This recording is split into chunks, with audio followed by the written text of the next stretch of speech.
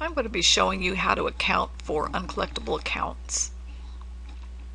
Uncollectible accounts are credit sales that you've made and the customer never paid you, and you eventually gave up and canceled the invoice.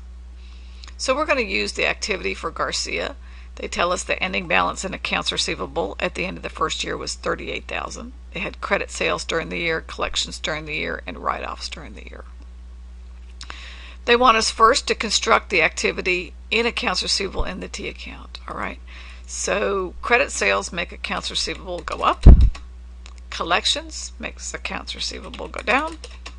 And write-offs make accounts receivable go down. So instead of getting the cash to cancel the invoice, we just gave up and threw the invoice away and said we're never going to collect it. So let's prove the ending balance here and let's see if it really is 38. And it is. And here they show us of the 38 how much of it is current. We just sold it, it's not even due yet. Accounts that are slightly overdue and accounts that are very overdue. We would use the aging in the third of our methods here. The allowance for doubtful accounts is where we put our bad debt expense estimate, and that reduces accounts receivable on the balance sheet here. It reduces it down to net realizable value. Net realizable value is all the invoices less the invoices you're estimating you may not get. And you don't know which ones you're not going to collect. Obviously, you're going to try to collect all of them, but you have to have an estimate for the ones you're not going to collect.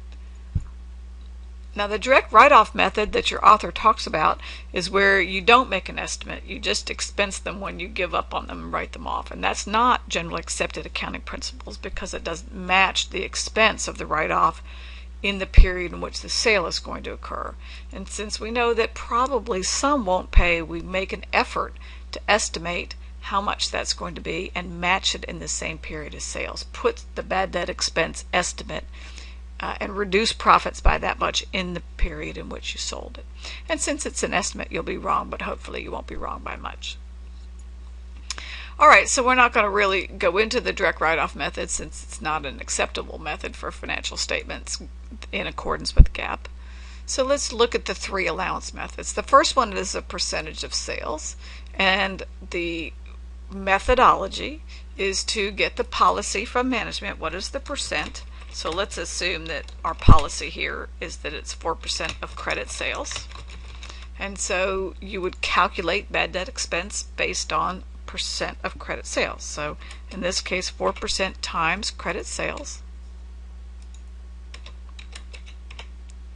would give you $10,720. So that would be your bad debt expense for the year. Of that, $6,000 has already been written off, and so you expect that there might still be $4,720 that you might need to write off in the next period relating to the $268. But you've estimated it so that in the income statement this expense is reducing the profit in the same period that those sales are recorded. So at the end of year one under this method we would report the $38,000 less this contra account. A contra account is an account that is hinged. It's a parent-child account. This is the child of this parent. It stays together, does not get separated. A contra account will reduce the parent account down to some net. So the allowance for doubtful accounts reduces accounts receivable down to net realizable value, what you think you ultimately will collect.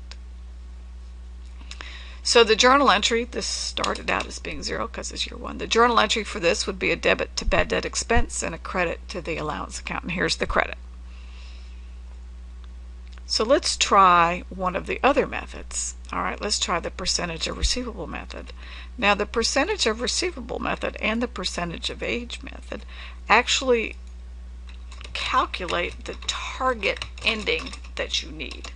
So they don't directly calculate expense. They say just plug expense to get the ending balance that you need. Let's see what they mean. Let's assume that the policy is to accrue in 14% of ending AR.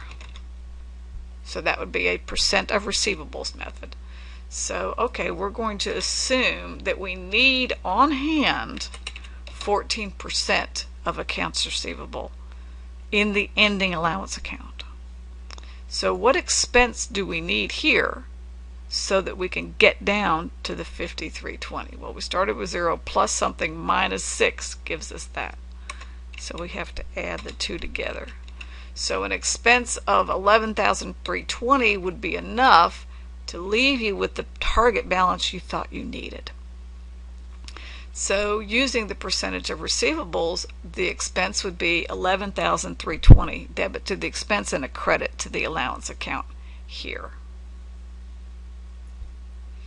Let's do the aging method. The aging method is also a method to estimate the target ending balance, but it is based not just on the total ending balance in accounts receivable, but a different percent for each of the aging buckets here. So let's assume that the policy is to accrue 15% of current balances, 50% of those that are 3 or less months old, and all of the ones that are over 90. Okay, so then we build the target based on that policy. We take 15% of the current and 50% of the 30 to 69 balances, and all of the balances that are over 90.